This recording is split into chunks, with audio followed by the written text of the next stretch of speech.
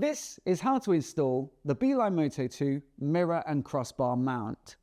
First up, you're going to want to take the mount apart. You'll need a 2.5mm Allen key and a 3mm. And you can start by loosening this central bolt on the insert in the mount, making sure you hold it together with your other hand so it doesn't fall on the floor. This second clamp bolt is the one that takes the 3mm Allen key. And once you've got it apart, you'll see in the box you've got 4 different sizes of rubber shim to fit your specific mirrors. Now, the diameter is printed on each one, so you can measure up or just try and you'll find the one that fits.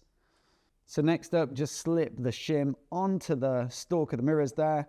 Then you can slip the mount on, making sure that the teeth go into the grooves, and then put the bolt back in to clamp it down. Nice.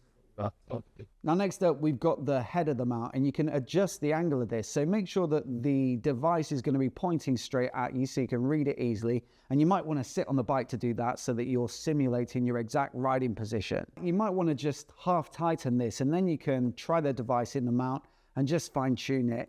And then once you're happy with it, fully tighten it up. Also, make sure that the plastic insert is sitting level, because of course you want the device to sit level once it's locked into the mount. Now, once everything is nice and tight, you can lock your device in, give it a little wiggle to make sure it's snug, and you're ready to go.